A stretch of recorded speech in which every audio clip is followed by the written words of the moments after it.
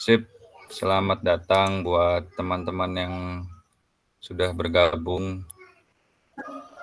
Mau klentabe mah anak klentabe jelatan Fauji kita bakal Iya, orang aneh kah? Biasa jelatan Ibrahimovic mah jelatan Fauji. Halo Ang Oje.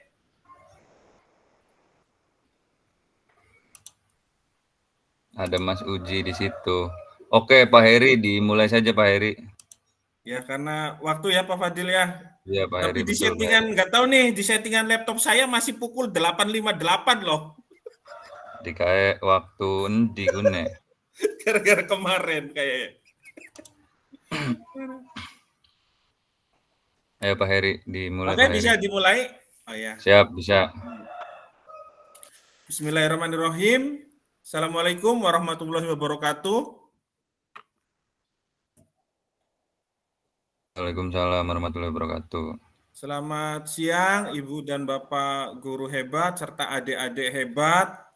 Pada kesempatan hari ini kita masih diberikan nikmat sehat oleh Yang Maha Kuasa sehingga kita bisa hadir untuk mengikuti kegiatan diseminasi penyebaran pemahaman positif yang nanti sebagai narasumber utama ini ada Pak Fadil Muhammad SPD dari SMA Negeri 1 Anjatan. Baik, Ibu, Bapak guru hebat, dan adik-adik hebat juga, pada kesempatan kali ini, sebelum kita masuk, nanti Pak Fadil akan menyampaikan materinya.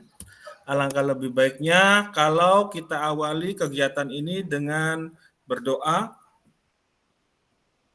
Mangga kepada ada yang mau memimpin berdoa atau langsung dipimpin aja Pak Fadil? Langsung aja Pak Heri. Baik, untuk memulai kegiatan hari ini, kegiatan penyebaran pemahaman budaya positif, kita awali dengan membaca suratul Fatihah dalam hati. Pembacaan suratul Fatihah dalam hati dimulai.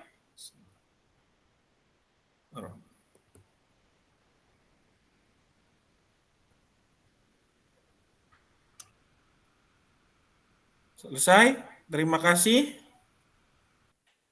Kakak-kakak, ini saya manggilnya kakak ya kepada adik-adik ini ya, baiknya. Atau gimana nih, Kak Fadil? Iya, ada sebagian mahasiswa juga, ada sebagian teman-teman dari MGMP PJOK ada nih. Siap. Oke. Coba di mahasiswanya aku penasaran kan, yakin. Ya. Kok gak pada gongol, gas. Oke. Terima kasih kepada Pak Wanito dan Bapak Ibu sekalian yang sudah berkenan hadir. Ya. Saya Muhammad Heri Setiawan sebagai moderator pada kesempatan hari ini yang akan membersamai Bapak Ibu dan kakak-kakak sekalian sampai nanti lewat zuhur Kak Fadil ya. Kurang lebih sampai pukul 13.00 ini. Barangkali nanti kepotong istirahat. Kita lewat aja atau istirahatnya atau sholatnya secara bergantian saja nih Kak Fadil. Bergantian saja ya. Ya, nggak apa-apa. Siap. Baik. Pak Fadil Muhammad SPD GR ini beliau adalah salah satu tenaga pendidik di SMA Negeri 1 Anjatan yang kesehariannya mengajar mata pelajaran PJOK. Selain itu, Kak Fadil ini juga berperan sebagai pengajar praktek guru penggerak angkatan 7 pada tahun 2023. Kemudian di tahun 2024 ini Kak Fadil juga sebagai fasilitator guru penggerak angkatan 16 atau di angkatan 10 sekaligus berperan sebagai CGP rekognisi. Jadi perannya double ini ya. Nah, salah satu bentuk kegiatannya adalah mensiarkan, mendiseminasikan tentang budaya positif yang nanti secara mutlak akan disampaikan oleh Pak Fadil kurang lebih selama 60 menit, Kak Fadil ya waktunya kurang lebih. Baik, kiranya hanya itu di awal yang bisa disampaikan. Mangga kepada Pak Fadil selama 60 menit ke depan diberikan waktu seluas-luasnya. Silahkan Kak Fadil. Siap, terima kasih Pak Heri. Oke, bismillahirrahmanirrahim. Assalamualaikum warahmatullahi wabarakatuh. Selamat siang Bapak Ibu, kemudian teman-teman mahasiswa juga yang hadir. Terima kasih sudah menyempatkan untuk hadir ya di pertemuan tatap maya yang singkat ini. Di kegiatan hari ini, insya Allah saya akan menyampaikan terkait elaborasi pemahaman budaya positif. Nah, ini ada apresiasi untuk pengembang modulnya juga. Di kegiatan kali ini, saya harap teman-teman bisa hadir seutuhnya, tenangkan hati dan pikiran, duduk santai. Kalau mau sambil ngopi, bisa sambil ngopi. Ya. Di pertemuan kali ini ada 3 topik pembelajaran yang akan saya sampaikan. Yang pertama, siap Pak Ajis? Gimana Pak Ajis? Oke, dilanjut dulu ya. Ada 3 topik pembelajaran yang ingin saya sampaikan. Yang pertama, kebutuhan dasar manusia dan dunia berkualitas. Yang kedua, 5 posisi kontrol. Yang ketiga, restitusi, atau nanti lebih spesifiknya ada di materi segitiga restitusi.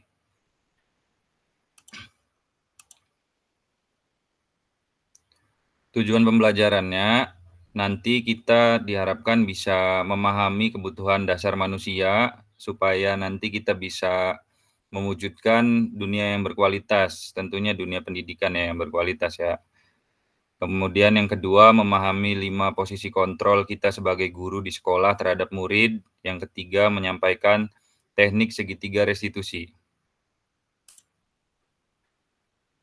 Di bagian awal di sini ada pertanyaan pemantik, silakan bisa dijawab atau diberikan respon, bisa berbicara langsung atau lewat chatting. Yang pertama, ada hukuman dapat mendisiplinkan anak. Di sini pertanyaannya apakah Bapak Ibu setuju atau tidak setuju? Mangga, silakan direspon. Boleh dari chatting atau boleh berbicara langsung. Silakan, mangga. Sudah ada beberapa yang merespon menggunakan emoticon ya. Mungkin kalau yang setuju pakai jempol ke atas, tidak setuju jempol ke bawah kali Pak Fadil ya. Siap, Pak Ajis. Oke, silakan. Mangga direspon Bapak Ibu.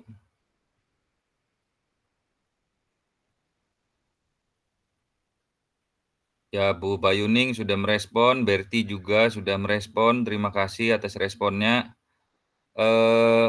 Saya minta satu audiens untuk merespon ya, secara langsung menggunakan suara. Di sini ada beberapa tadi yang merespon kepada Bu Berti dulu, Bu Berti. Bu Berti di sini tadi merespon tidak setuju bahwa hukuman dapat mendisiplinkan anak. Mohon dijelaskan Bu Berti.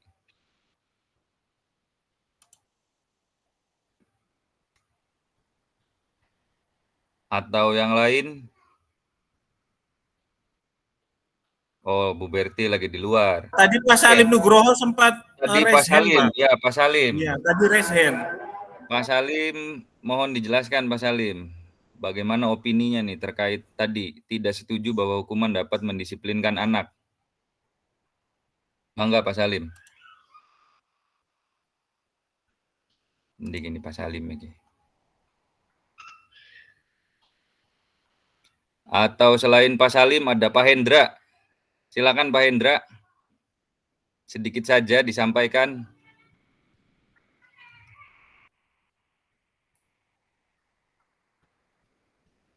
Atau satu orang saja. Di sini ada Malda, coba Malda. Ikhlasul Amalda. Boleh dijelaskan sedikit mengapa tadi tidak setuju bahwa hukuman dapat mendisiplinkan anak? Oh iya Bang, sebelumnya makasih izin menanggapi dari reaksi yang tidak setuju tadi. Kenapa hukuman dianggap tidak mendisiplinkan anak? Terus hukuman dapat apa ya? Pertanyaan pemantik setuju apa tidak hukuman dapat mendisiplinkan anak? Yang pertama melihat dari aspek zaman sekarang, Bang. Pak, kalau zaman sekarang anak itu dihukum, apalagi hukumannya itu entah terlalu berat menurut dia atau terlalu kasar dari omongannya atau hukuman itu terkesan memberatkan dan bikin malu, itu yang jadi guru dapat dibenci oleh siswanya. Jadi itu dianggap tidak efektif karena pendekatan kepada siswanya menjadi kurang baik. Itu sih Bang kalau dari saya. Oke, siap. Terima kasih, Malda ya atas Ada responnya. respon dari Pak Ibu Oh, Bayu ada di respon nih kolom chat. dari Iya. Selain Mbak Yuning Lestari, dengan hukuman bukan malah disiplin, namun akan membuat anak memendam rasa dendam, jadi taat hanya karena dihukum, kalau tidak dihukum ya tidak disiplin kembali. Oke, luar biasa ya, baru pertanyaan 1 ini udah, lumayan bagus responnya. Kemudian yang kedua, pemberian hukuman dengan hal positif seperti membaca atau membersihkan halaman sekolah dapat meningkatkan disiplin anak. Bagaimana responnya Bapak Ibu?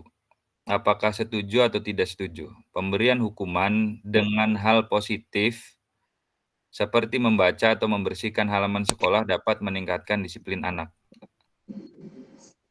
Oke, Pak Bunawi di sini raise hand, silakan Pak Bunawi. Oke, terima kasih Pak Instruktur. Mohon maaf saya masuk terlambat. Saya mencoba untuk sebelumnya Pak Bunawi dari sekolahnya dari mana ya? Perkenalkan Dari dulu SM nama dan unit kerjanya. dari SMPN 2 Bongas. Oke, terima kasih. Mangga dilanjut Pak Bun. Oke, terkait dengan hukuman atau sanksi yang diberikan kepada anak dalam bentuk membaca buku tadi ya. Ya Pak. Oke, jadi yang saya cermati begini, manakala kita mengenal teori William Glasser tentang motivasi ya. Jadi motivasi itu kan ada internal, ada eksternal. Jadi di sana dikatakan bahwa motivasi yang sifatnya internal itu dapat menguatkan karakter anak. Adapun motivasi yang sifatnya eksternal itu ya dianggap tidak dapat menguatkan karakter anak. Jadi meskipun kegiatannya positif dalam bentuk membaca buku, tetapi karena itu atas kehendak dan dorongan dari guru, maka itu tak dapat menguatkan karakter anak. Jadi kegiatan membacanya ya dipastikan tidak akan berkelanjutan. Hanya karena dia sedang membuka diri untuk dikontrol oleh guru saja. Pada saat gurunya sudah tidak ada dan tidak ada perintah itu lagi, ya sudah. Di dalam diri anak tak ada motivasi untuk membaca buku kembali. Terima kasih. Siap, terima kasih Pak Bunawi. Apakah ada lagi yang ingin merespon terkait kasusnya nomor 2, pemberian hukuman dengan hal positif? Jika cukup, saya lanjut ke nomor 3 ya. Memberi penghargaan dapat meningkatkan motivasi belajar anak. Apakah setuju atau tidak setuju, rekan-rekan? Silakan berikan respon.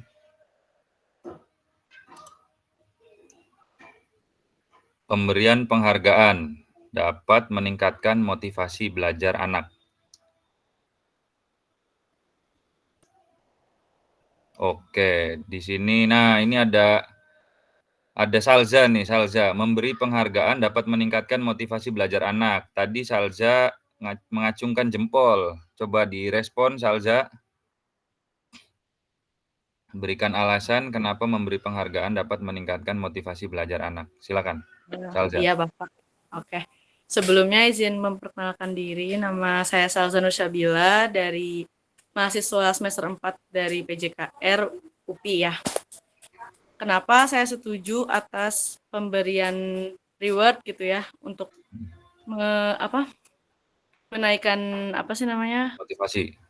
motivasi anak itu karena zaman sekarang itu pasti anak ingin memenuhi sesuatu itu pasti butuh hal yang ingin dicapainya gitu, dan ketika sesuatu sudah dicapai oleh dia gitu pasti ada yang dia inginkan gitu, salah satunya kayak bentuk hadiah gitu Pak. Contoh kecilnya misalkan sedang bermain gitu Pak, ketika ada yang menang otomatis akan diberi hadiah gitu, itu bisa membuat motivasi anak tersebut bertambah gitu Pak. Oke, siap. Terima kasih, Salza. Nah, kita geser ke slide berikutnya ya. Di sini ada perubahan paradigma teori kontrol atau teori pilihan. Kita cek beberapa pernyataan tadi ya.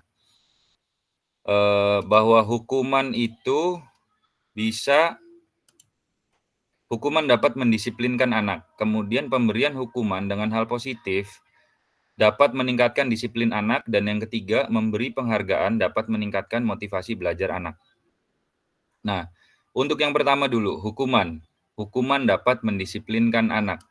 Saya jadi ingat kata bijaknya Hitler ya, mereka tidak akan bisa merampas harga diri kita bila kita tidak memberikannya. Anak juga tidak akan pernah mau nurut jika dipaksa. Nah, masuk lagi ke sini, ke perubahan paradigma teori kontrol atau teori pilihan. Di sini ada ilusi kontrol. Ilusi erat kaitannya dengan hal-hal yang tidak nyata. Nah, kita sebagai guru selalu bilang bahwa kita adalah orang tua di sekolah. Nah, tapi guru bisa mengontrol murid itu adalah hal yang tidak nyata. Kemudian yang kedua, ilusi bahwa kritik dan membuat orang merasa bersalah dapat menguatkan karakter. Yang ketiga, ilusi bahwa semua penguatan positif, efektif, dan bermanfaat. Yang keempat, ilusi bahwa orang dewasa memiliki hak untuk memaksa. Ilusi yang keempat ini atau hal tidak nyata yang keempat ini yang paling kuat dan paling sering terjadi di sekolah. Bahwa orang dewasa memiliki hak untuk memaksa. Baik itu memaksa dalam bentuk verbal atau memaksa dalam bentuk tertulis berupa aturan. Contohnya di sini, hukuman dapat mendisiplinkan anak. Ada anak yang bagaimana melakukan kesalahan apa, dihukumnya apa. Kemudian pemberian hukuman dengan hal positif seperti membaca atau membersihkan halaman sekolah dapat meningkatkan disiplin anak. Benar tadi yang disampaikan beberapa rekan, terutama Pak Bunawi, jadi nurutnya hanya pada saat itu saja, tidak berkelanjutan. Nanti akan kita bahas lebih lanjut ya di pertemuan kali ini. Kemudian memberikan penghargaan dapat meningkatkan motivasi belajar anak. Nah, ini juga penghargaan bisa jadi dua mata pisau ya. Mungkin untuk anak yang dapat penghargaan itu dia bisa, nanti kita bahas lagi di bagian motivasi. Anak yang diberi penghargaan itu akan semangat, sedangkan anak yang tidak diberi penghargaan akan seperti apa, nanti kita bahas lagi. Kita lanjut dulu. Jadi di sini ada 4 hal tidak nyata atau 4 ilusi yang paling sering terjadi di sekolah. Terutama yang keempat, bahwa orang dewasa memiliki hak untuk memaksa. Padahal anak juga nggak akan mau memberikan dirinya untuk dihukum atau untuk dipaksa.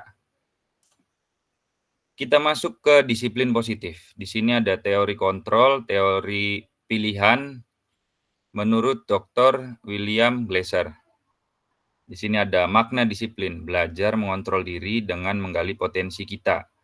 Sedangkan makna disiplin di sekolah sudah mulai bergeser karena berbagai faktor ya. Ada karena kita dulunya itu adalah negara yang dijajah gitu ya. Mungkin disiplin itu maknanya jadi bergeser. Disiplin adalah ketika kita teratur melakukan sesuatu, ketika kita cepat melakukan sesuatu, datang tepat waktu dan lain sebagainya. Mungkin itu definisi disiplin yang sangat sederhana. Sedangkan di sini makna disiplin belajar mengontrol diri dengan menggali potensi kita agar tercapai tujuan mulia, yaitu menjadi seseorang yang kita inginkan berdasarkan nilai-nilai yang kita hargai. Nah, kemudian di sini ada motivasi intrinsik, ada motivasi ekstrinsik, dan nilai-nilai kebajikan universal. Kemudian ada 5 posisi kontrol, ada guru sebagai penghukum, guru sebagai pembuat rasa bersalah, guru sebagai teman, guru sebagai pemantau, dan guru sebagai manajer. Dilanjut lagi ada restitusi atau segitiga restitusi, menstabilkan identitas, validasi kebutuhan, menanyakan keyakinan. Yang terakhir, 5 kebutuhan dasar manusia. Ada bertahan hidup, penguasaan, kasih sayang dan rasa diterima, kesenangan dan kebebasan. Kita lanjut. Di sini ada perubahan paradigma yang kedua, kegiatan kepalan tangan. Coba Bapak Ibu kepalkan kedua tangannya. Nah, ada A dan B. Ada Anda dan teman Anda. Sobeklah secari kertas kecil atau enggak perlu ada apa-apa ya di tangannya. Anggap saja di dalam tangan ini ada benda yang sangat berharga, kemudian letakkan di salah satu tangan dan genggam benda tersebut dengan kuat. Kemudian teman Anda, si B ini akan mencoba dengan sekuat tenaga dengan berbagai cara untuk meminta Anda memberikan benda tersebut. B bisa membujuk, mengancam, menghardik, merayu, menyuap apa saja agar dapat membuka kepalan Anda. Apa yang terjadi?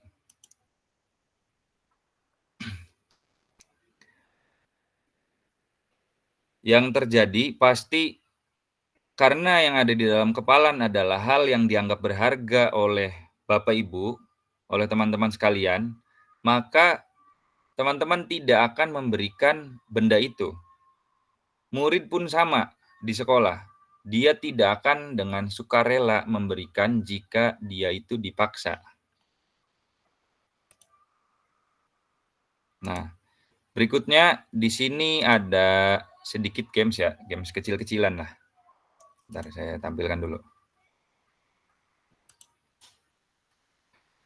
Oke. Di sini ada tindakan guru. Ada hukuman atau konsekuensi. Nanti Bapak Ibu tinggal pilih saja, teman-teman tinggal pilih saja, ini termasuk hukuman atau konsekuensi. Yang pertama, mencatat 100 kali di dalam buku kalimat saya tidak akan terlambat lagi karena dia terlambat ke sekolah. Apakah termasuk hukuman atau konsekuensi?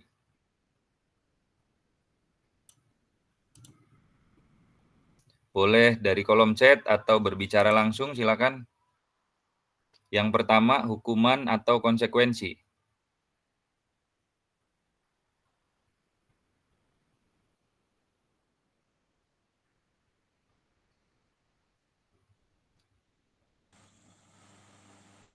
Boleh di kolom chat atau pakai emoticon juga. Untuk ke atas berarti hukuman, untuk ke bawah berarti konsekuensi. Jempol ke atas berarti hukuman, jempol ke bawah konsekuensi. Silakan.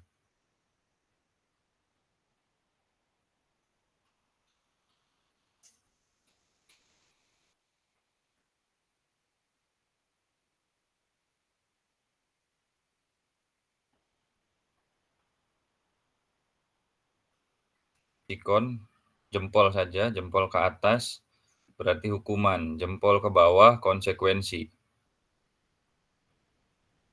Ya, tadi Bu Bayuning sudah menjawab ya. Yang pertama ini Ibu Bayuning dan Ibu Siti Aminah menjawab hukuman. Bapak Ipan juga menjawab itu adalah hukuman. Kita cek. Ya, yang pertama benar itu hukuman. Ya, mencatat 100 kali di dalam buku kalimat saya tidak akan terlambat lagi. Oke, yang kedua, lari mengelilingi lapangan basket 2 kali karena terlambat hadir di sekolah. Apakah termasuk hukuman atau konsekuensi? Silakan jempol ke atas untuk hukuman, jempol ke bawah untuk konsekuensi. Silakan Pak Bun. Oke, terima kasih Pak Instruktur yang sudah memberikan kesempatan yang kedua kalinya untuk saya berbicara. Jadi benar, mencatat 100 kali di dalam buku kalimat, dalam bentuk saya tidak akan terlambat lagi karena terlambat ke sekolah. Kemudian yang kedua, lari mengelilingi lapangan basket 2 kali karena terlambat hadir di sekolah. Jadi dua-duanya itu bentuknya hukuman, bentuk hukuman, bukan konsekuensi tapi hukuman. Dan yang membedakan antara hukuman dengan konsekuensi itu biasanya kalau hukuman itu biasanya sudah terprogram, sudah direncanakan. Kita ingat bahwa untuk tepat waktu datang ke sekolah itu merupakan sesuatu yang sudah terprogram dan sudah ada dalam tata tertib sekolah. Maka di dalam tata tertib sekolah itu akan menyertakan hukuman. Jadi dua-duanya betul hukuman. Karena apa? Karena sudah terencana.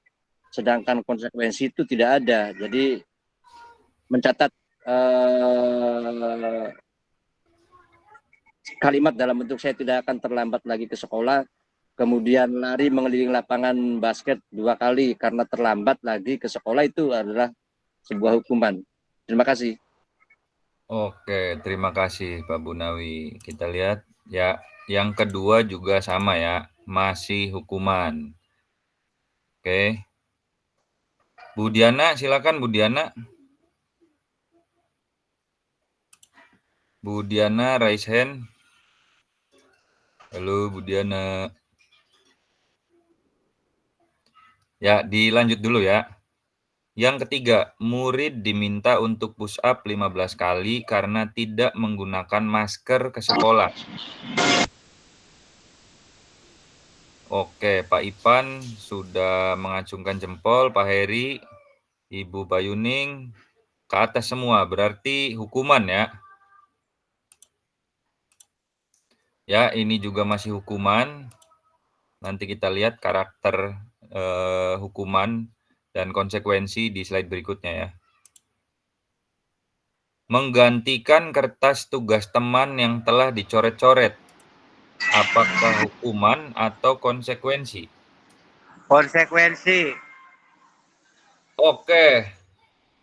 Babe Ajis, bagaimana bisa konsekuensi itu, Beh? Mohon dijelaskan, Beh. Sedikit saja, Beh. Berisik yakin nih. Oke, siap. Siap. Terima kasih, Beh. Ini konsekuensi ya? Oke, bener, Beh. Konsekuensi. Pak narasumber, punten. Siap. Pak narasumber, kalau misalkan Bapak dan Ibu peserta, nanti bisa dituliskan di kolom chat aja. Gitu. Iya. Aku. Ya Bu Diana, Silakan, Bu Bu Diana. Konsekuensi itu Pak, membersihkan tumpahan air, konsekuensi. Oke, siap. Konsekuensi. Ya, murid disuruh untuk tidak mengenakan sepatu seharian di sekolah karena tidak mengenakan sepatu hitam tuh hukuman. Oke, betul sekali Bu Diana. Nah, itu tadi saya udah nanya ke guru olahraga, katanya yang ini konsekuensi juga Pak, karena harusnya pemanasan sih merekanya. Oke. Jadi dari sini saja kita sudah bisa melihat perbedaannya antara hukuman dan konsekuensi. Kalau hukuman itu bisa kita lihat ada beberapa poin, hukumannya nggak nyambung. Dia kesalahannya apa gitu. Tapi dikasih didikan supaya dia disiplin, supaya dia berubah, caranya nggak nyambung. Tapi kalau konsekuensi, ya memang itu harus terjadi. Ketika saya menggantikan kertas tugas teman saya yang telah dicoret-coret, nah itu kan bukan hukuman. Kecuali di situ ada bullying. Nah mungkin di situ muncul tuh hukuman. Tapi ketika saya harus menggantikan entah kertas yang dicoret-coret punya teman atau saya memecahkan gelas milik teman saya atau tumbler milik teman saya harus mengganti. Nah itu bukan hukuman, itu masuknya konsekuensi ya. Kita diharapkan bisa membedakan kedua hal tersebut. Nah di sini perbedaan hukuman dan konsekuensi. Hukuman, sesuatu yang menyakitkan harus terjadi. konsekuensi, sesuatu harus terjadi. Membuat anak sakit fisik ataupun hati untuk jangka waktu yang lama. Membuat anak merasa tidak nyaman dalam jangka waktu pendek. Itu perbedaannya. Hukuman anak membenci kedisiplinan. Konsekuensi anak menghargai kedisiplinan. Hukuman paksaan. Konsekuensi stimulus tanggapan. Hukuman akan mendorong anak menyakiti diri sendiri. Sedangkan konsekuensi mendorong anak agar mudah menyesuaikan diri. Hukuman konsep diri yang buruk. Konsekuensi konsep diri yang baik. Hukuman akan membuat anak belajar untuk menyembunyikan kesalahan. Sedangkan konsekuensi anak akan belajar untuk mematuhi peraturan. Hukuman marah, rasa bersalah, dipermalukan, merasa tak dihargai. Apalagi kalau hukumannya pakai verbal juga ya, sampai dikata-katain gitu. Kemudian konsekuensi, kehilangan hak, dibuat tidak nyaman, diasingkan untuk sementara. Nah, dari kedua hal ini, hukuman dan konsekuensi, pasti kita ketika sekolah pernah mengalami kedua hal tersebut. Dan dari beberapa materi yang sudah dipelajari, dari beberapa materi yang sudah pernah disampaikan, hukuman jelas akan membekas di dalam hati dan diri peserta didik atau murid. Maka dari itu, kita harus sama-sama berkolaborasi untuk merubah yang biasanya kita menerapkan hukuman, sedikit-sedikit tidak masalah kalau misalkan kita membuat itu jadi konsekuensi atau nanti akan diperhalus lagi menjadi restitusi. Kita lanjut. Di sini apakah makna disiplin? Disiplin berasal dari bahasa Latin, disciplina, yang artinya belajar. Nah, seperti yang tadi di awal sudah sempat disinggung, disiplin ada pergeseran makna. Ya, yang awalnya artinya belajar, makna asal dari kata ini berkonotasi dengan disiplin diri dari murid-murid Sokrates dan Plato. Disiplin diri membuat orang menggali potensinya menuju sebuah tujuan apa yang dia hargai dan dianggap penting. Namun dalam budaya kita, makna kata disiplin telah berubah menjadi sesuatu yang dilakukan seseorang pada orang lain untuk mendapatkan kepatuhan. Seperti yang biasa kita lakukan atau saya pribadi lakukan di sekolah, biasanya saya cenderung memaksa supaya anak-anak menjadi patuh, supaya anak-anak menjadi nurut.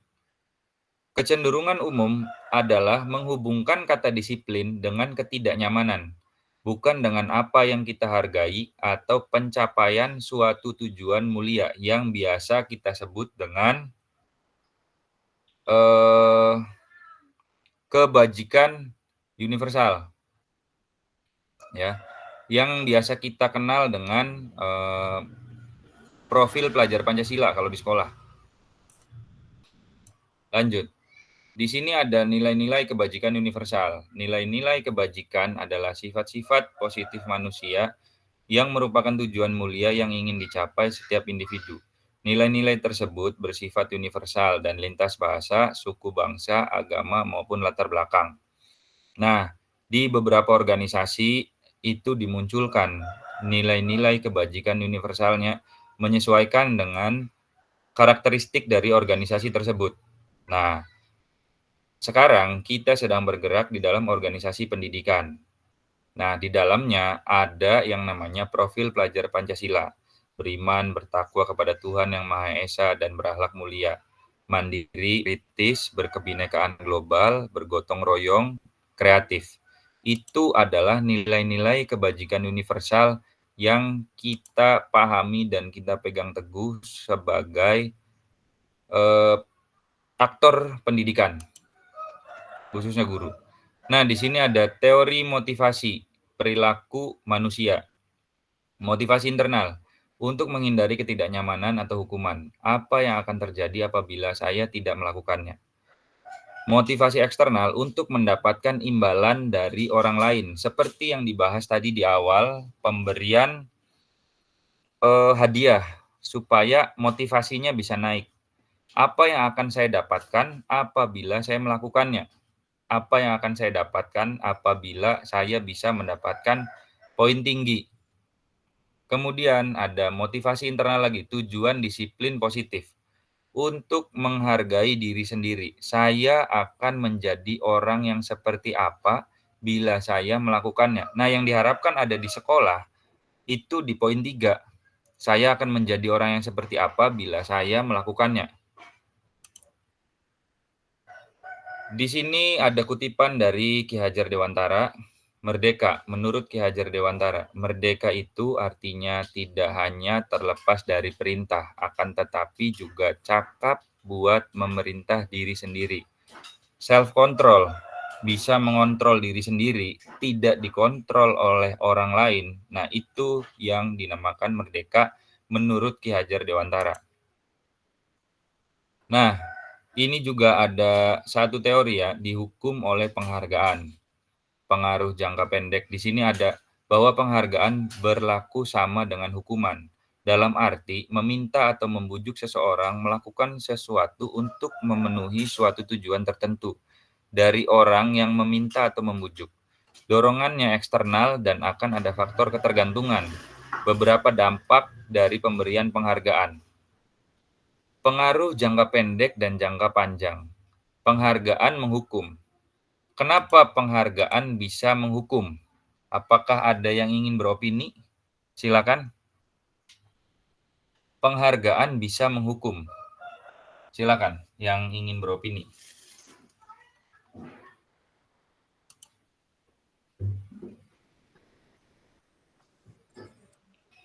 Izin, Pak Fadil.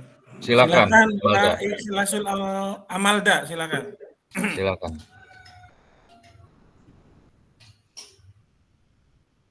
Mengapa penghargaan bisa menghukum? Sebelumnya mohon maaf, saya tidak memperkenalkan diri.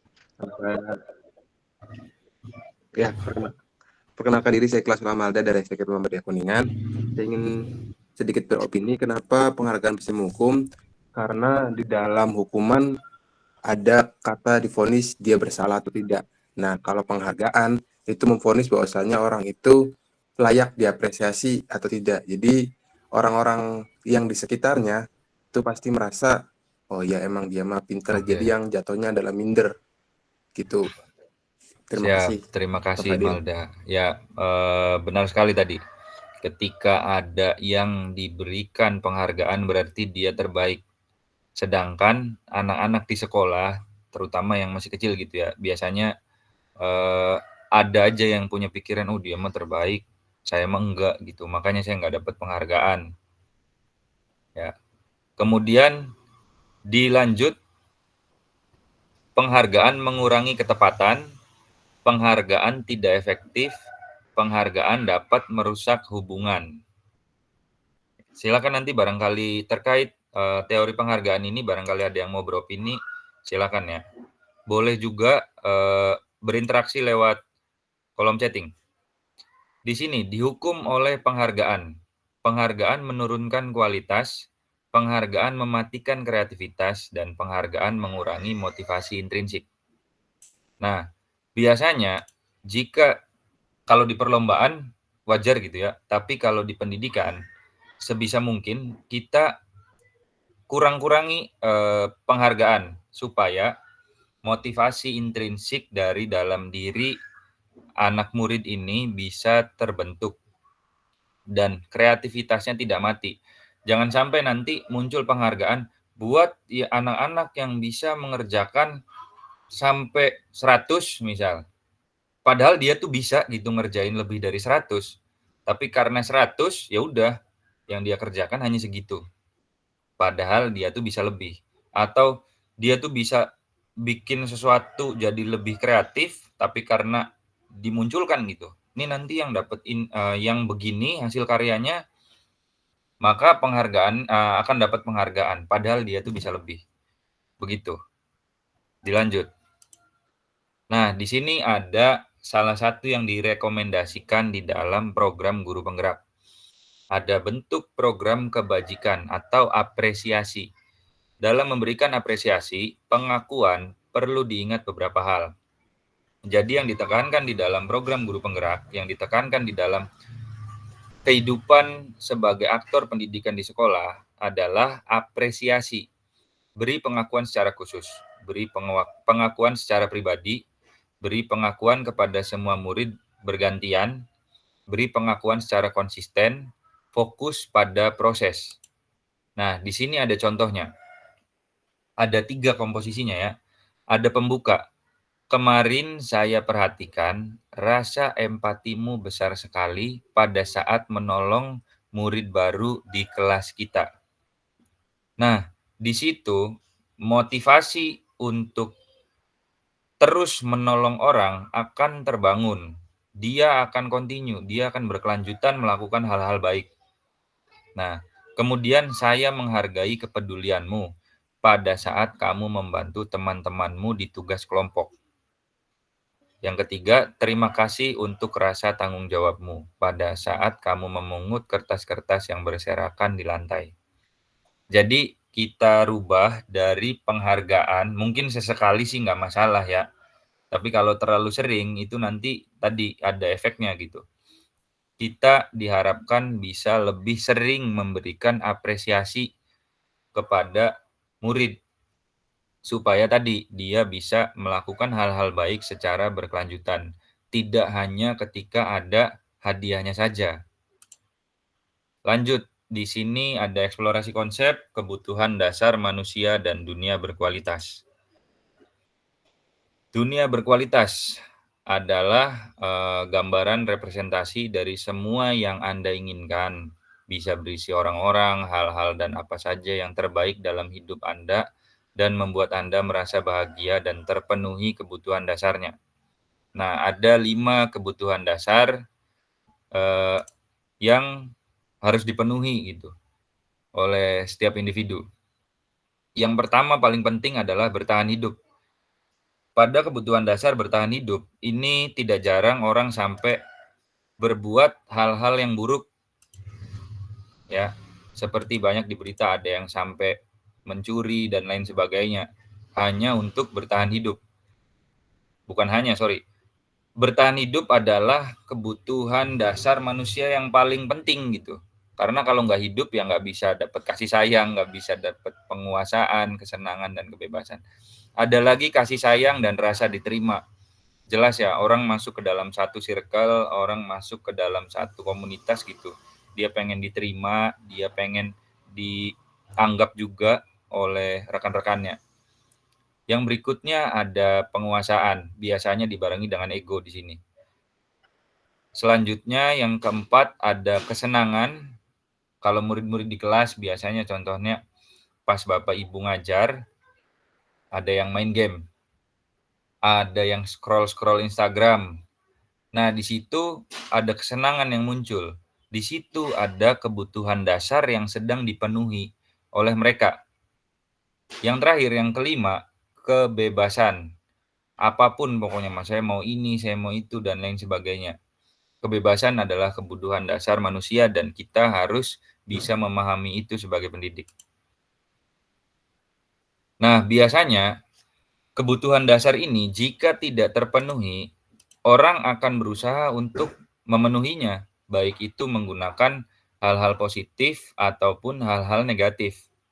Nah, biasanya di sekolah, kalau kesenangan itu belum terpenuhi, anak-anak ya akan berburu kesenangan. Kalau kesenangannya dia main game, ya main game. Kalau kesenangan dia pacaran, ya pacaran. Kalau kesenangan dia scroll-scroll TikTok, ya dia akan scroll meskipun di dalam jam pelajaran. Nah, biasanya kita sebagai guru akan menegur langsung. Kamu jangan, ya itu juga yang biasa saya lakukan gitu.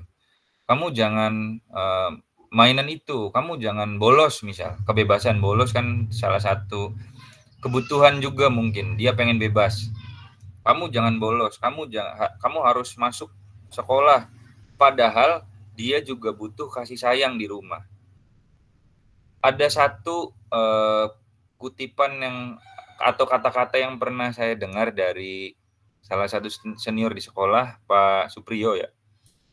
Pak, anak-anak nakal di sekolah, anak-anak bikin masalah di sekolah, itu sebenarnya hanya gejala. Gejala dari hal-hal yang tidak mereka dapatkan di luar sekolah, mereka cari di dalam sekolah. Contoh, mohon maaf, apabila ada anak yang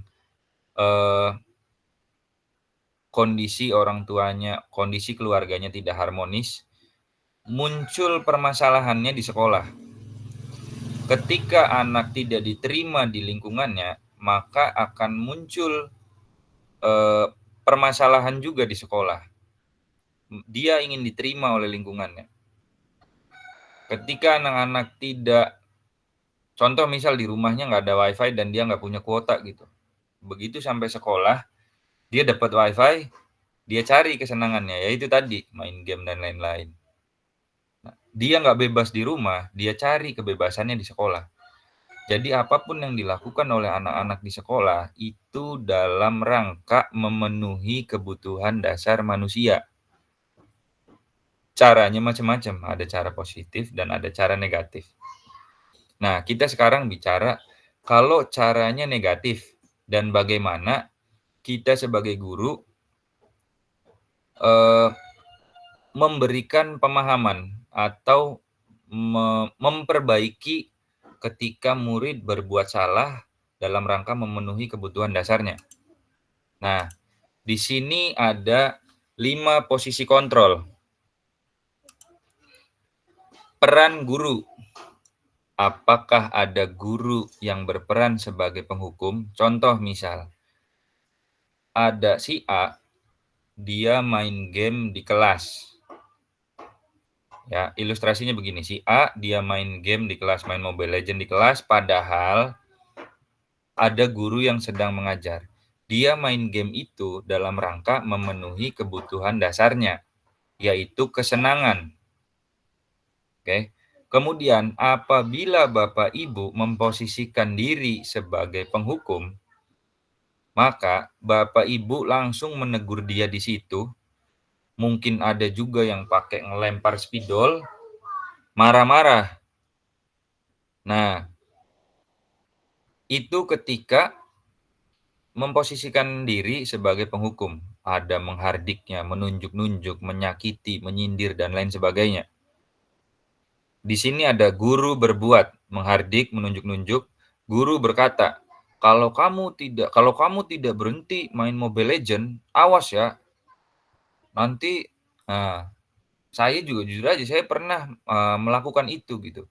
Setelah baca modul ini, setelah mempelajari modul ini, ya ada satu pengetahuan yang akhirnya menyadarkan saya bahwa itu tuh salah. Setelah guru berkata seperti itu, ada hasilnya. Murid akan memberontak, menyalahkan orang lain, atau berbohong. Dia nurut gitu. Nantinya ada juga kemungkinannya dia nurut, tapi nurutnya pada saat itu saja. Habis itu ya dia main lagi, atau dia ngomongin lagi, atau dia nyari-nyari kesalahan gurunya. Kaitan dengan dunia berkualitas. Murid meletakkan guru di luar dunia berkualitas karena guru itu tidak sesuai dengan harapannya. Padahal dia itu akan bisa lebih nurut dan nerima ketika tegurannya tidak seperti tadi. Ketika proses kita memperbaiki dia supaya tidak main game lagi di dalam kelas, caranya tidak seperti tadi, dia pasti nerima. Kemudian murid berkata, ya biarin aja, saya nurut, nanti saya ulangin lagi, terus nanti dia marah-marah lagi. Gampang. Dampak pada murid akan mengulangi kesalahan. Ini kemungkinannya itu. Kemungkinan besar malah, karena saya sudah mengalaminya. Dampaknya ya murid ngulangin lagi. Peran yang kedua, ini masih identitas gagal ya.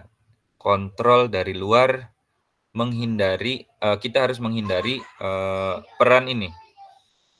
Guru sebagai pembuat rasa bersalah. Ketika ada murid yang main Mobile Legends di dalam kelas, terus guru berbuat, gurunya ceramah. Mengatakan, seharusnya kamu tuh tidak main Mobile Legends. Saya mah kecewa. Saya pernah juga melakukan ini di kelas atau di organisasi. Harusnya mah kamu tuh nggak begitu, orang saya lagi ngajar, kamu malah asik main Mobile Legends di depan anak-anak yang lain. Nah, sebisa mungkin kita minimalisir hal-hal yang seperti ini ya Bapak Ibu. Kemudian ada guru berkata, kamu seharusnya tahu, saya nih capek banget, saya nih stres. Nah, ini saya sering banget nih kayak gini nih. Saya nih stres, kamunya di kelas malah begitu. Gimana saya nggak nambah stres? Nah, dia akan merasa bersalah. Oh iya ya. Atau malah, ya syukurlah, suruh siapa jadi guru. Ada juga yang kayak gitu nanti. Hasilnya, menyembunyikan, menyangkal, atau berbohong. Kaitan dengan dunia berkualitas, murid meletakkan guru di dalam dunia berkualitas. Tapi ya tadi, dia bakal mengulangi lagi lah. Atau dia bakal merasa rendah diri. Ya, nanti muridnya berkata, iya Pak, Bu, maafin saya. Habis itu udah tuh, dia overthinking. Duh, tadi saya kayak gitu tuh bikin Bapak atau Ibu jadi stres apa. Mungkin ada gitu murid yang berpikiran seperti itu. Ada juga yang bodoh amat lah. Lanjut. Identitas berhasil atau sukses, kontrol dari luar. Nah, ini juga sering saya lakukan. Saya berperan atau memposisikan diri sebagai teman. Sebagai teman murid saya. Ya. Ketika saya memposisikan diri sebagai teman, nah di situ murid-murid misal ada beberapa yang bermain game atau melakukan kesalahan di dalam kelas ketika pembelajaran. Guru membuat alasan-alasan untuk muridnya. Udahlah, ayo nggak usah mainan Mobile Legends dulu lah. Nanti mainnya mabar sekalian sama Bapak di selesai pembelajaran. Ada yang seperti itu dan saya juga pernah melakukannya. Ayolah lakukan demi saya, atau masa kamu tidak mau ingat saya dulu pernah bantu. Saya sering banget nih ngelakuin ini nih, memposisikan diri sebagai teman. Kemudian hasilnya saya petik sendiri sekarang. Beberapa murid menjadi ketergantungan terhadap saya. Kaitan dengan dunia berkualitas, murid akan meletakkan guru sebagai orang yang sangat penting di dunia berkualitas. Karena apa? Saya punya teman dan teman saya tuh guru, dia bisa apapun dan dia pasti memaklumi kesalahan saya. Nah, kemudian murid berkata, saya pikir Bapak atau Ibu teman saya, ternyata begitu. Dampak pada murid lemah, tidak mandiri, dan ketergantungan. Itu. Ini udah agak-agak positif, cuma pasti nanti menimbulkan efek samping, yaitu ketergantungan. Ketergantungan murid terhadap kita. Mengharapkan imbalan atau ketergantungan terhadap orang lain. Yang keempat, pemantau. Nah, ketika ada yang berbuat salah, kemudian guru berbuat menghitung dan mengukur. Nah, kamu tadi main Mobile Legends baru atau dari tadi nih? Misal ada pertanyaan yang seperti itu. Ya. Oh, baru Bu atau baru Pak. Ya udah, dimatiin dulu. Fokus dulu. Kemudian guru berkata, apa peraturannya? Apa peraturannya di kelas ini? Kan nggak boleh tuh main Mobile Legends. Kan nggak boleh tuh main HP kalau pas lagi pembelajaran. Oke. Lanjut, hasilnya murid akan menyesuaikan diri bila diawasi. Kalau nggak diawasi, ya main lagi. Kaitannya dengan dunia berkualitas, murid meletakkan guru, peraturan dan hukum di dunia berkualitas. Murid akan berkata, berapa banyak bintang yang harus saya peroleh? Atau aturan apa saja yang harus saya turuti atau saya patuhi? Berapa halaman yang harus saya tulis? Nah, pertanyaan-pertanyaannya akan seperti itu ketika kita memposisikan diri sebagai pemantau. Dampak pada murid, menitik beratkan pada sanksi atau hadiah untuk dirinya. Kalau murid sudah dikasih tahu nih aturannya begini oleh pemantau, maka dia akan mengikuti aturan itu. Ya, saya nggak ngelanggar peraturan kok ketika gurunya sebagai pemantau. Yang terakhir, ini yang sangat-sangat diharapkan. Guru sebagai manajer, ya, mengajukan ketika ada yang melanggar keyakinan kelas atau melanggar peraturan gitu ya, guru akan mengajukan pertanyaan-pertanyaan. Guru berkata, apa yang kita yakini? Nah, tadi keyakinan kelas. Apa yang bisa kamu kerjakan untuk memperbaiki masalah ini? Ketika muridnya membuat satu kesalahan. Hasilnya menguatkan pribadi. Kaitan dengan dunia berkualitas, murid meletakkan diri sebagai individu yang positif dalam dunia berkualitas. Murid berkata, bagaimana caranya saya bisa memperbaiki keadaan? Kemudian dampak pada murid mengevaluasi diri dan memperbaiki diri. Begitu kurang lebih 5 posisi kontrol. Selanjutnya, nah di sini ada sedikit games lagi nih. Dari kelima peran tadi, mulai dari 5 posisi kontrol tadi, ada penghukum, pembuat rasa bersalah, ada teman, pemantau, dan manajer. Nanti Bapak Ibu atau teman-teman bisa pilih dari salah satu dari 5 itu. Ketika muncul pertanyaan, saya kecewa sekali dengan kamu. Nah, itu siapa yang mengatakan? Apakah teman, guru sebagai teman, apakah guru sebagai penghukum, pembuat rasa bersalah, pemantau, atau manajer? Pertanyaan yang pertama, silakan. Yang mau merespon. Saya kecewa sekali dengan kamu. Siapa yang mengatakan? Apakah guru sebagai teman? Apakah guru sebagai pembuat rasa bersalah? Apakah guru sebagai manajer? Saya kecewa sekali dengan kamu.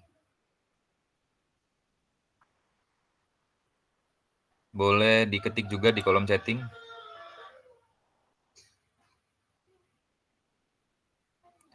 Guru sebagai teman, coba kita cek. Saya kecewa sekali dengan kamu. Nah, ini yang mengatakan ketika guru sebagai pembuat orang merasa bersalah. Habis itu muridnya, oh iya saya udah ngecewain nih. Oke. Yang kedua, kamu tidak pernah benar melakukannya. Nah, ini guru sebagai apa nih? Kamu tidak pernah benar melakukannya.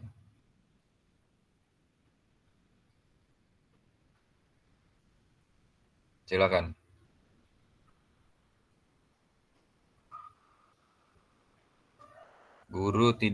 Kamu tidak pernah benar melakukannya. Ini siapa yang mengatakan? Apakah guru sebagai manajer?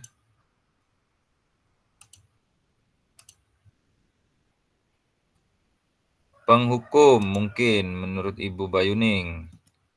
Penghukum, oke. Nah, coba yang berikutnya. Ayolah lakukan demi ibu bapak. Nah, ini guru sebagai apa nih? Teman, Pak. Sebagai teman, menurut Bu Satriani. Oke, menurut Ibu Bayuning Lestari sebagai teman juga. Kita lihat. Ya, benar, sebagai teman. Berikutnya, apakah kamu mau mendapatkan stiker bintang hari ini? Nah, ini guru sebagai apa nih? Yang keempat, apakah kamu mau mendapatkan stiker bintang hari ini? Silakan merespon.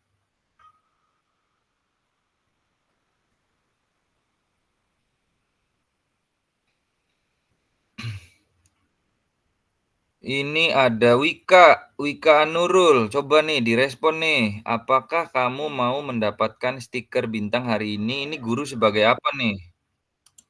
Ibu Siti Aminah sebagai teman. Kita lihat coba. Sebagai pemantau. Kenapa sebagai pemantau? Kita lihat. Nah, di sini. Di bagian murid berkata, berapa banyak bintang yang saya harus peroleh?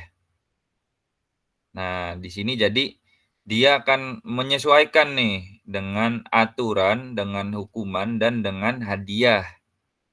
Berapa halaman yang harus saya tulis? Itu makanya yang nomor berapa tadi? Nomor 4, guru sebagai pemantau. Kemudian, berikutnya, bagaimana kamu bisa menyelesaikan masalah ini? Nah, ini guru sebagai apa nih? Bagaimana kamu bisa menyelesaikan masalah ini? Manajer, Pak. Manajer, coba kita lihat. Luar biasa, Bu Satriani. Benar sekali. Bagaimana kamu bisa menyelesaikan masalah ini? Itu yang dikatakan seorang guru sebagai yang berperan sebagai manajer. Yang terakhir, kamu selalu yang paling akhir. Ibu Diana raise hand, Pak. Oh, silakan Bu Diana, silakan Bu Diana. Itu pembuat rasa bersalah. Oke, kita lihat. Kayak kamu soalnya. Kamu selalu yang paling terakhir. Nah, ada yang bisa menjelaskan? Ini agak nyerempet-nyerempet pembuat orang merasa bersalah dan penghukum. Kalimat yang terakhir nih. Silakan, bisa jadi bahan diskusi. Pak Bunawi barangkali mau memberikan opini Pak Bunawi terkait ini, Pak Bunawi. Yang satu sama yang terakhir tuh, itu nyerempet-nyerempet.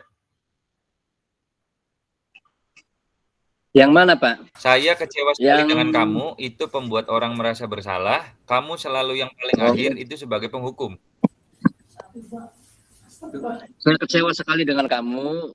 Betul, itu yang mengatakan itu adalah orang yang membuat rasa bersalah bagi orang lain.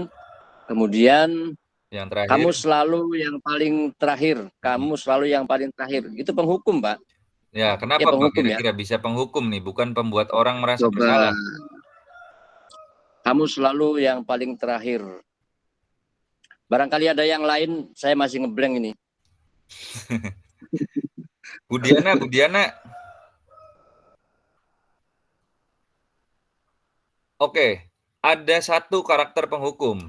Karakter penghukum itu tadi ketika guru berkata, kata-katanya mirip seperti menghardik, menunjuk-nunjuk, menyakiti, menyindir. Nah, itu sudah masuk ke dalam guru sebagai penghukum. Kalau kamu tidak melakukannya, awas ya, rasakan. Nah, itu salah satunya. Contoh lainnya itu yang tadi. Ketika guru mengucapkan, kamu selalu yang paling akhir. Nah, di situ tuh udah pasti ada perasaan murid yang merasa tersakiti gitu. Loh, kok saya dibilang kayak gitu sih? Saya paling terakhir nih. Gitu. Lanjut, ini yang jadi primadona mungkin di materi modul 1.4 budaya positif, yaitu segitiga restitusi. Nah, apa itu restitusi? Restitusi adalah proses menciptakan kondisi bagi murid untuk memperbaiki kesalahan mereka, sehingga mereka bisa kembali pada kelompok mereka dengan karakter yang lebih kuat. Restitusi juga merupakan proses kolaboratif yang mengajarkan murid untuk mencari solusi untuk masalah mereka dan membantu murid berpikir tentang orang seperti apa yang mereka ingin menjadi dalam kurung tujuan mulia dan bagaimana mereka harus memperlakukan orang lain. Ini ciri-ciri restitusi. Ada 9. Bukan untuk menebus kesalahan, namun untuk belajar dari kesalahan. Ketika dia terlambat, ketika dia bolos, bukan hukuman yang dimunculkan. Karena ketika hukuman, dia akan macam-macam ya yang akan dirasakan sama murid. Apalagi kalau misalkan hukumannya hukuman verbal. Dia akan merasa tersakiti seumur hidup. Kemudian yang kedua, memperbaiki hubungan. Yang tawaran bukan paksaan. Jadi nanti ada beberapa opsi, ada beberapa pilihan solusi mungkin yang dihadirkan. Dan itu positif semua ya. Yang keempat, restitusi menuntun untuk melihat ke dalam diri. Yang kelima, restitusi mencari kebutuhan dasar yang mendasari tindakan. Nah, balik lagi ke teori kebutuhan dasar manusia tadi. Kenapa dia bisa terlambat? Kenapa dia bisa ada di kantin ketika jam pelajaran? Bisa jadi dia lagi lapar, itu berarti kebutuhan bertahan hidup. Bisa jadi dia di kantin karena mumet, stres kalau di kelas, digangguin temen, dibully temen, dia butuh kebebasan, dia butuh kemerdekaan gitu ya. Yang keenam, restitusi diri adalah cara yang paling baik. Yang ketujuh, restitusi fokus pada karakter bukan tindakan, bukan dipukul dan lain-lain ya. Yang kedelapan, restitusi fokus pada solusi. Kesembilan, restitusi mengembalikan murid yang berbuat salah pada kelompoknya. Nah, yang kesembilan ini sangat penting. Maksudnya, mengembalikan murid yang berbuat salah pada kelompoknya, di situ ada proses pemulihan setelah dia berbuat kesalahan. Tidak yang serta-merta ketika, kamu nih kenapa bisa bolos? Orang manjing-manjing ning kelas, badeg bae apa. Nah, kalau kayak gitu kan ketika dia balik lagi ke dalam kelompoknya, dia akan dibully. Wah, si Rama badeg sih, nakal, gak nurut, dan lain sebagainya.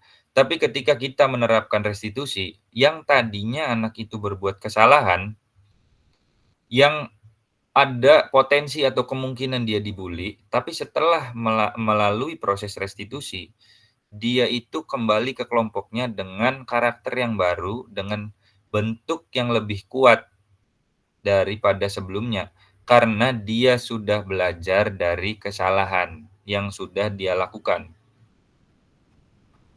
Dan karakternya juga aman. Nah, ini tabelnya ya, ada yang identitasnya gagal, itu ketika kita menerapkan hukuman. Sesuatu yang menyakitkan harus terjadi, dipukul, dibentak, dihardik, dicaci maki lah. Tidak nyaman untuk murid atau anak untuk jangka waktu yang panjang. Korban mendapatkan keadilan. Kalau hukuman ya, intinya sama saja seperti yang diterapkan di negara kita gitu ya. Hukuman. Korban pasti mendapat keadilan. Murid atau anak akan tersakiti. Apalagi kalau pakai kekerasan fisik atau verbal. Perilaku pasif agresif meningkat. Sistem tidak akan berjalan bila murid tidak takut. Nah, yang tadi perilaku pasif agresif meningkat, bisa jadi dia nanti malah balik nyerang dan lain sebagainya. Berlaku hanya pada sebuah institusi, tidak berlanjut pada kehidupan nyata. Dia nurut di sekolah aja. Selesai dari sekolah ya balik ke setelan pabrik. Peraturannya adalah kamu harus, nah nantinya begitu. Pasti sering banget nih. Dari dulu sampai sekarang bahkan saya juga sering menerapkan ini. Murid atau anak membenci peraturan. Nah, ini jelas negatif ya. Geser ke konsekuensi. Ini sifatnya netral. Sesuatu harus terjadi. Mecahin gelas ya ganti. Nyobek kertas ya ganti. Merobek baju misal ya kudu ditambal. Tidak nyaman untuk murid atau anak untuk jangka waktu pendek. Ketika dia ngeganti aja. Misal ngotorin kelas nih. Tiba-tiba dia nendang tempat sampah gitu, jebret. Terus berantakan tuh sampahnya. Ya dia nggak nyaman ketika mengutin sampahnya aja. Gitu. Kemudian korban bisa diabaikan. Yang penting itu diberesin. Korbannya mau sedih, mau enggak, mau kayak gimana, ya bisa diabaikan dulu gitulah. Kemudian murid atau anak dibuat tidak nyaman. Murid atau anak dibuat tidak nyaman. Penguatan hanya bertahan dalam jangka waktu pendek. Memerlukan monitoring dan supervisi terus-menerus dari guru. Membantu penerapan mengikuti peraturan dalam masyarakat. Apa peraturannya? Mampukah kamu melakukannya? Kemudian diakhiri dengan terima kasih. Murid atau anak menghormati peraturan. Ini sifatnya netral ya. Konsekuensi ya sesuatu yang memang harus terjadi karena apa? Yang terakhir yang positif ini restitusi. Restitusi merupakan pilihan.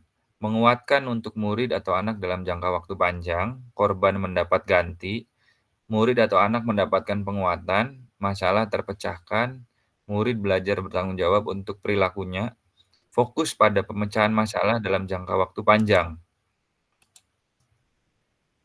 Kemudian, apa yang kamu yakini, apa yang bisa kamu lakukan untuk memperbaiki masalah ini? Murid atau anak menghormati dirinya dan orang lain. Nah, ini positif ya. Ini segitiga restitusinya, nanti di akhir kita akan ada simulasi kasus. Nah, di sini, menstabilkan identitas. Ada 3 tahapan ya. Menstabilkan identitas, kemudian validasi kebutuhan, dan menanyakan keyakinan. Nah, di menstabilkan identitas ini, setiap orang pasti pernah melakukan kesalahan. Wajar kalau kamu stres. Biasanya kata-katanya seperti itu. Semua manusia pasti pernah merasakan stres. Kamu bukan satu-satunya yang pernah melakukan ini. Saya juga dulu begitu. Kemudian ada validasi kebutuhan, membantu murid mengenali basic atau kebutuhan dasar yang basic needs atau kebutuhan dasar yang ingin dipenuhinya ketika melakukan kesalahan itu. Pada dasarnya setiap tindakan manusia tujuannya adalah memenuhi kebutuhan dasar. Apakah itu penguasaan, kebebasan, kasih sayang, dan lain-lain. Yang terakhir, menanyakan keyakinan. Menanyakan keyakinan itu nilai-nilai apa yang telah kita sepakati. Kamu ingin menjadi orang yang seperti apa? Kamu nanti mau ke depannya kamu mau jadi seperti apa? Dan lain sebagainya.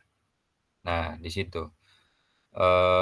Restitusi, segitiga restitusi. Guru berkata, apa nilai yang kita percaya di kelas atau sekolah kita? Nilai-nilai universal apa yang telah kita sepakati dan lain sebagainya. Nah, kalau restitusi itu butuh proses, butuh waktu, ada juga yang namanya intervensi 30 detik. Ini untuk kesalahan-kesalahan yang sepele. Bukan sepele juga ya, yang kayaknya dengan intervensi 30 detik bisa selesai gitu ya. Kayak misalkan tadi main game di dalam kelas, itu sebenarnya bisa juga pakai intervensi 30 detik. Nih daftar pertanyaannya ada di sini. Apakah kamu ingin berbuat lebih baik?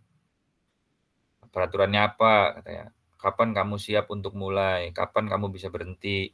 Dan lain sebagainya. Ya, nah kita simulasi dulu sedikit terkait tadi, atau ada yang ingin ditanyakan dari rekan-rekan yang hadir? Silakan. Nanti di akhir kita berefleksi. Mangga.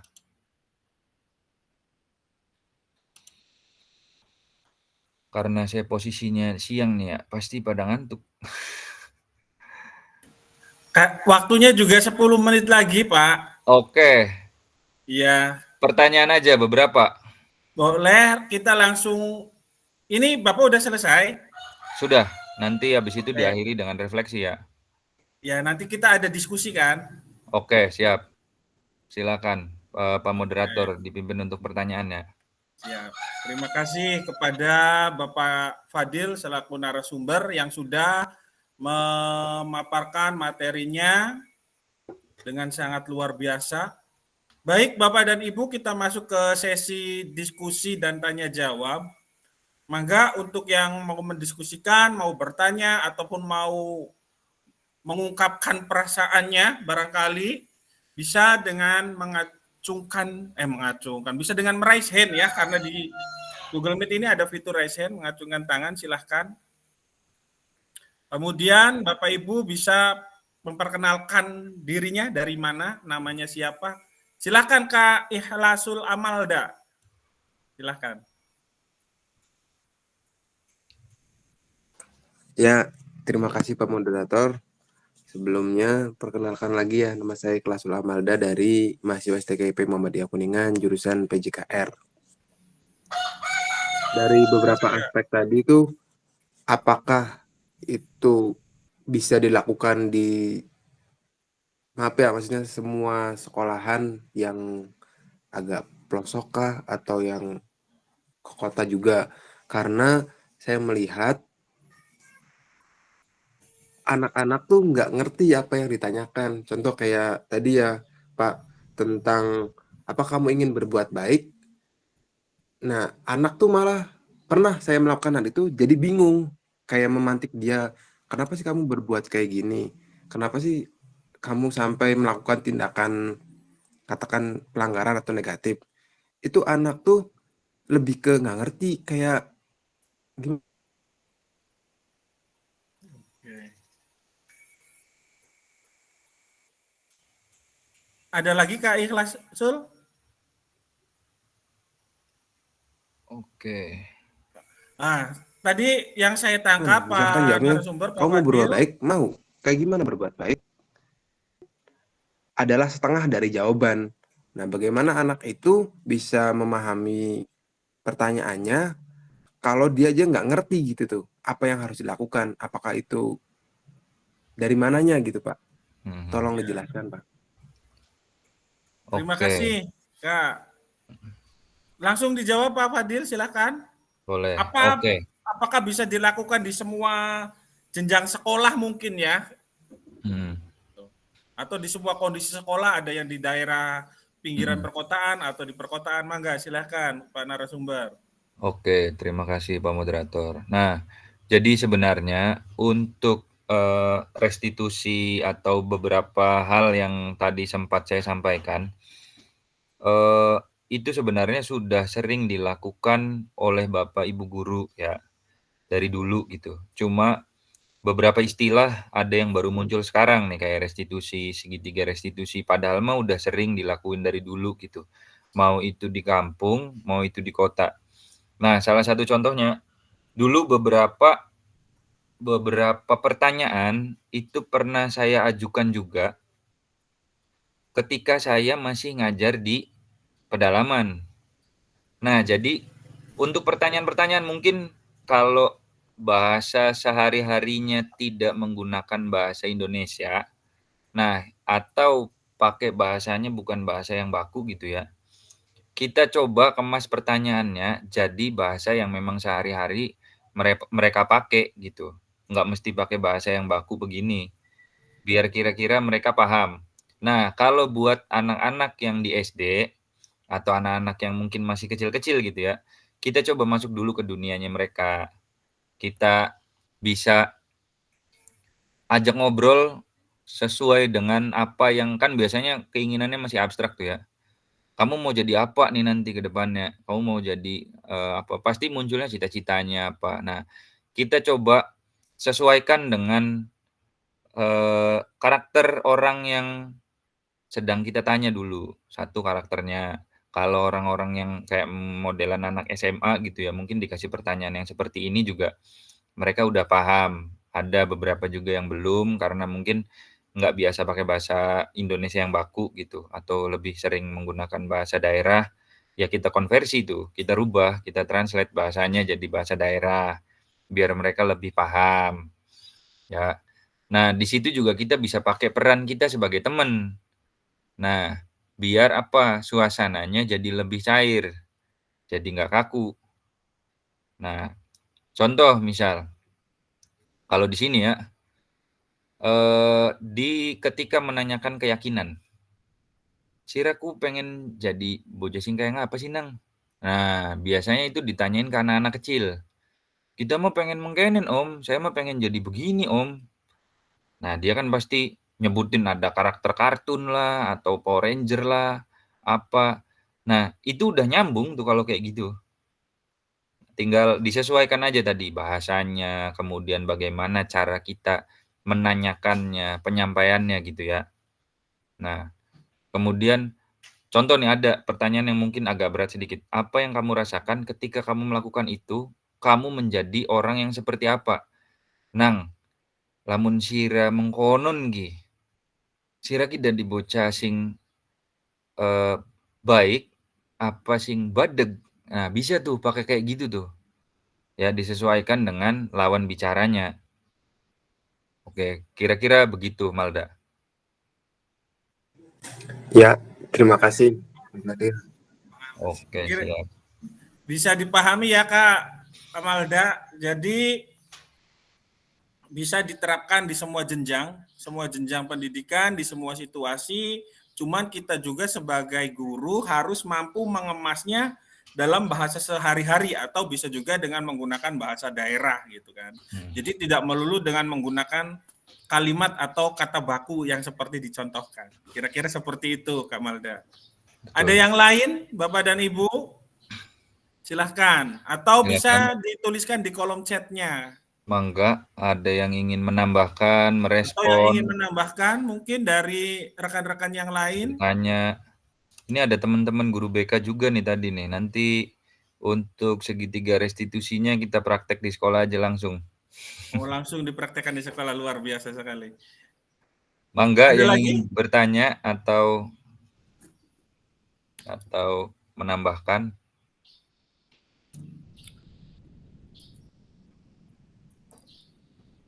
Oh, ada Pak Eka nih, Pak Eka Winarno. Selamat datang Pak Eka. Dari tadi Pak Eko standby loh. Pak Iya, Eka luar tadi biasa juga ada nih, Bu Kartika. Pak Eka nih. Silakan yang ingin bertanya atau menambahkan atau merespon.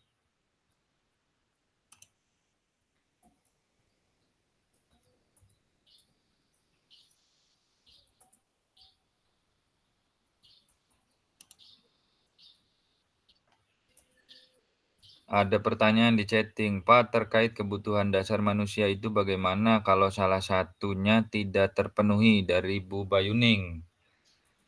Langsung saya jawab apa gimana nih Pak Heri? Iya, boleh Pak, silakan Pak. Saya jawab ya. Nah, Pak, terkait kebutuhan dasar manusia itu bagaimana kalau salah satunya tidak terpenuhi? Ibu Bayuning dari SD Bojong Melati, Kecamatan Bango II. Kecamatan Bango II, Pak, ya. Ya, luar biasa nih. Nah, kalau salah satunya tidak terpenuhi, pasti dicari nih, ya kan? Dicari bagaimana caranya supaya terpenuhi. Nah, cara mencari atau cara memenuhi kebutuhannya ini nih biasanya yang berpotensi menimbulkan masalah. Contohnya misal ada salah satu contohnya? Misal kebutuhan dasarnya itu kesenangan lah yang paling gampang. Kebutuhan dasarnya kesenangan. Atau kebutuhan dasarnya bertahan hidup sekalian lah. Tidak terpenuhi nih. Bertahan hidup salah satunya makan ya. Tidak terpenuhi otomatis nyari makan nih. Jalannya ada dua. Ada positif sama negatif. Syukur kalau dia bertahan hidup, memenuhi salah satu kebutuhan dasarnya itu dengan jalan yang positif, kerja dan lain-lain. Tapi ada juga nih yang menggunakan jalan atau cara negatif, nyuri dan lain sebagainya. Nah, disitulah muncul permasalahan-permasalahan. Sama di sekolah juga. Ketika muncul permasalahan-permasalahan pada diri murid, itu karena ada salah satu kebutuhan dasarnya yang tidak terpenuhi dan dia sedang berusaha untuk memenuhinya. Begitu kurang lebih, Pak Heri atau Ibu Bayuning. Siap, Bu Diana, mangga. Bu Diana, silahkan Bu Diana. Izin bertanya Pak. Sebetulnya pertanyaannya ini ya, biar mirip dengan Bu Bayuning. Kalau tadi kalau salah satu tidak terpenuhi nih, di kita permasalahan di Indramayu itu ada beberapa hal yang memang murid-murid kita sebagian besar ada yang kurang di kebutuhan dasar kasih sayang dan rasa diterima. Terus satu laginya adalah bertahan hidup ya.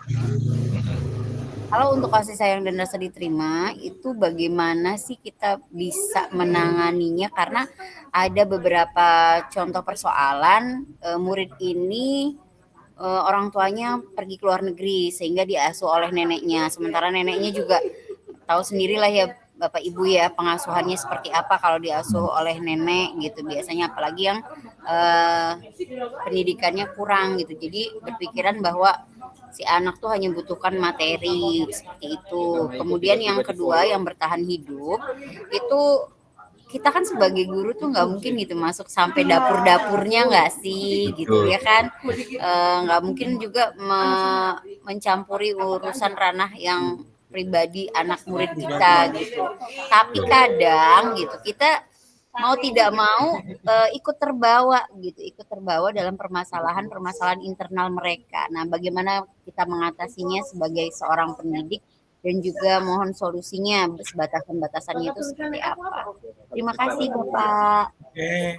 Langsung ditanggapi Pak Fadil sebelum nanti ada di kolom chat. Silahkan dari Siap, terima kasih. Nah, untuk yang pertama, tadi itu kasih sayang dan rasa diterima ya, kebutuhan dasarnya ya. Ketika kasusnya ada salah satu murid yang tinggalnya sama neneknya, orang tuanya ke luar negeri dan yang dipenuhi itu hanya materinya saja, sedangkan kasih sayang dan rasa diterimanya itu kurang. Nah, sebenarnya di sekolah saya itu, di sekolah tempat saya mengajar itu cukup banyak juga yang kasusnya seperti ini ya, orang tuanya pergi, kemudian dia udah tenang aja pokoknya mah suplai materi mah gampang gitu, bayar apa segala macam beres, motor apa segala macam dibeliin, cuma kasih sayang dan rasa diterima ini yang nggak ada. Nah, di sini mungkin bisa jadi salah satu peran kita juga nih, ketika kita memposisikan diri di sekolah bukan sebagai teman, ada beberapa ya dari 5 posisi kontrol itu, menurut saya kita bisa pilih beberapa, menyesuaikan dengan kondisi peserta didik. Ketika kita selalu menjadi penghukum, dia nih kalau kurang kasih sayang dan rasa diterima, otomatis dia nyari perhatiannya di sekolah. Nyari perhatiannya bisa macam-macam. Bisa nyari perhatian positif, bisa nyari perhatian yang negatif. Ceritanya negatif nih. Kemudian kalau kita memposisikan diri sebagai penghukum atau pembuat rasa bersalah, dia bingung. Di rumah nggak ada orang tua yang ngasih kasih sayang, nyampe sekolah juga dia bingung, nggak ada yang nerima. Nah, maka dari itu, perubahan paradigma itu harus kita lakukan sedikit demi sedikit. Supaya apa tadi? Murid yang kasusnya tadi yang tinggal sama neneknya, kurang kasih sayang dan rasa diterima itu, dia bisa nyaman juga di sekolah.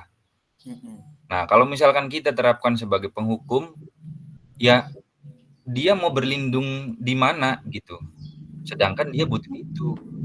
Dia butuh kasih sayang dan rasa diterima.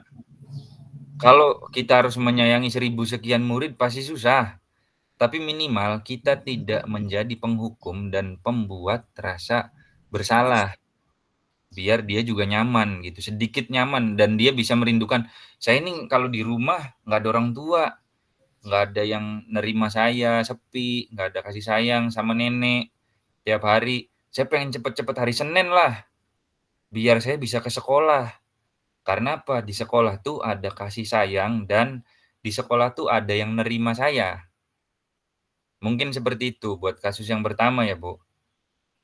Buat yang kedua tuh, tadi tuh kebutuhan bertahan hidup ya. Pertanyaannya apa kan asing keloro kah?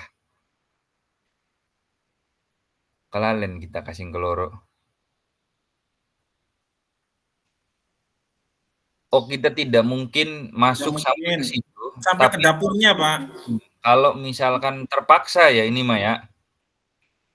Kalau misalkan terpaksa, nah di sini kita juga, saya tadi lupa nyampein ya, kita juga harus coba kan gini ya, kadang murid tuh dihadapkan dengan kondisi yang paling pahit.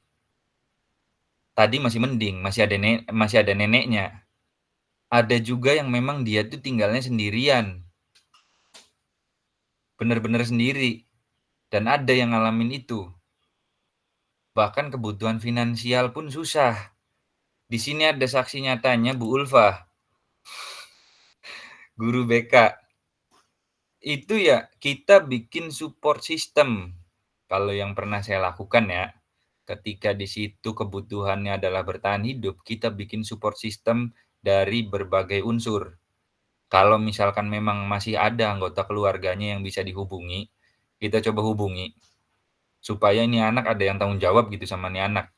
Tapi kalau misalkan tidak ada, atau misalkan ada tapi sama-sama susah, tadi support system kolaborasi dari berbagai unsur. Nah, kalau di sekolah itu ada guru BK, ada teman-teman juga melalui GKS, ada MPK juga. Jadi kita support untuk memenuhi kebutuhan dasar yaitu bertahan hidup tadi, ya pakai kolaborasi itu sampai misalkan kita ya kalau mencukupi mah enggak gitu ya. Tapi yang ngupai lah titik-titik mah konon kah supaya tadi kebutuhan bertahan hidupnya dia minimal bisa makan lah. Minimal bisa makan, bisa berangkat sekolah, melalui tadi upaya kolaborasi yang dibangun berbagai unsur di dalam lingkungan sekolah. Begitu mungkin. Bu Diana. Baik, terima kasih atas penjelasannya Pak Fadil. Oke, terima kasih Bu Diana. Ini jadi intinya Bu Diana kita juga harus kalau untuk yang pertanyaan yang kedua tentang tadi tidak mungkin masuk sampai ke dapur sampai ke dalam-dalam itu ya Pak Fadil. Harus berkolaborasi ya dengan berbagai pihak. Tidak hanya dengan pihak sekolah namun bisa juga dengan pihak dari desa, kecamatan dan instansi terkait. Selanjutnya ini Pak Fadil ada pertanyaan dari kolom chat dari Pak Tarsipan dari SMP IT Tunas Melati Indramayu. Maaf juga katanya beliau off cam Pak, tapi memperhatikan makanya dari tadi. Siap. Ini apakah kita harus menjadi salah satu tipe guru atau semua bisa kita lakukan? Yang tadi mungkin 5 posisi kontrol itu Pak Fadil ya. Seperti penghukum, teman, atau pilih salah satunya. Kemudian pertanyaan keduanya yang paling ideal itu posisi seperti apa Pak? Terima kasih. Mangga Pak Fadil. Oke, siap. Bismillah, saya jawab ya. Pertanyaan dari Pak Tarsipan dari SMP IT Tunas Melati Indramayu. Melati Pak. Ya. Nah ini apakah kita harus menjadi salah satu dari tipe guru atau semua bisa kita lakukan? Sebenarnya mah tanpa sadar kita tuh melakukan semuanya. Dari dulu tuh sebenarnya mah tanpa sadar atau nggak sadar lah ya, kita lakukan semuanya dari 5 posisi kontrol itu. Cuma kalau misalkan kita mau lihat yang kita coba dekati kategori ramah anaknya aja dulu. Apakah penghukum dan pembuat rasa bersalah ini ramah bagi anak atau tidak? Nah, menurut saya pribadi untuk 2 ini, penghukum dan pembuat rasa bersalah kalau bisa ya kita hindari. Kalau teman, pemantau, manajer, kadang kita juga jadi guru di kondisi tertentu kita harus bisa memposisikan diri sebagai teman juga. Sebagai pemantau, apalagi manajer. Kalau yang paling ideal, kalau bisa kita posisikan diri sebagai manajer. Karena di dalam posisi sebagai manajer ini, di sini identitasnya berhasil atau sukses, kontrol dirinya jalan. Kemudian murid jadi menghargai diri sendiri. Ya, meskipun yang tadi teman dan pemantau itu masih bisa kita lakukan gitu, tapi tetap ada resikonya gitu ya. Nanti murid mengharapkan imbalan atau ketergantungan pada orang lain, ya. Apalagi kalau kita memposisikan diri sebagai teman, saya udah ngerasain banget soalnya mah. Ya, jadi yang paling ideal itu sebagai manajer. Supaya murid bisa menghargai diri sendiri. Gitu kira-kira Pak Tarsipan ya. Gimana Pak Tarsipan? Sudah memahami? Oke. Wih, jempolnya. Luar biasa nih. Ya, terima kasih Pak Tarsipan. Ada lagi Bapak dan Ibu? Silakan. Karena kebersamaan kita pun dibatasi oleh waktu. Oke, cukup mungkin. Tidak ada lagi. Kalau tidak ada, mangga Bapak Fadil Muhammad untuk memberikan closing statement-nya sebelum nanti ditutup oleh saya. Silakan Pak Fadil. Oke, terima kasih Pak Moderator. Ya, closing statement dari saya. Jadi apapun yang dilakukan oleh murid di sekolah baik itu bentuknya kekeliruan sedikit, kesalahan besar dan lain-lain, itu adalah bentuk atau cara mereka untuk memenuhi kebutuhan dasar. Nah, bagi saya pribadi yang saya yakini gitu ya, kita sebagai guru sebisa mungkin memposisikan diri tidak menjadi penghukum atau tidak membuat mereka terus-terusan merasa bersalah. Karena kita pribadi pasti pernah mengalami jadi murid. Dan bagaimana rasanya ketika dihukum oleh guru, padahal kesalahan kita misal sepele gitu ya. Nah, kemudian di sini ada salah satu alternatif cara untuk menyelesaikan masalah di sekolah, yaitu dengan segitiga restitusi. Memang di sini segitiga restitusi ini terkesan ini harus terstruktur, harus menyediakan waktu juga ya. Tapi nanti minim resiko efek samping. Ketika kita langsung menghukum pasti ada efek sampingnya. Tapi segitiga restitusi ini salah satu tujuannya adalah meminimalisir resiko efek samping dari apa yang kita terapkan ke murid. Kalau penghukum dan pembuat rasa bersalah jelas ya efek sampingnya apa. Tapi jika restitusi diterapkan, ini malah akan memperkuat karakter si murid. Dan dia akan belajar dari kesalahan atau kehilafan yang dia perbuat. Bukan malah dia jadi minder, bukan malah dia jadi ngelawan. Justru malah dia akan belajar dari kesalahan yang dia perbuat. Semoga apa yang kita pelajari, yang kita ikuti hari ini, yang kita simak hari ini bisa bermanfaat untuk diri kita pribadi, bisa bermanfaat untuk lingkungan, untuk Bapak Ibu guru di sekolah, dan ini ada beberapa calon guru juga gitu. Ya. Semoga bisa kita terapkan juga di sekolah. Oke, cukup sekian dari saya, Pak Heri. Terima kasih. Terima kasih. Bila ada salah-salah kata. Wassalamualaikum warahmatullahi wabarakatuh. Terima kasih kepada Pak Fadil. Kita beri aplaus yang meriah untuk Bapak narasumber kita, Bapak dan Ibu, yang sudah sangat jelas sekali tadi dalam memberikan materinya. Terima kasih Pak Fadil. Oke, Bapak dan Ibu, sebelum mengakhiri kegiatan kita pada siang hari ini, ada beberapa kesimpulan yang ingin saya sampaikan di sini.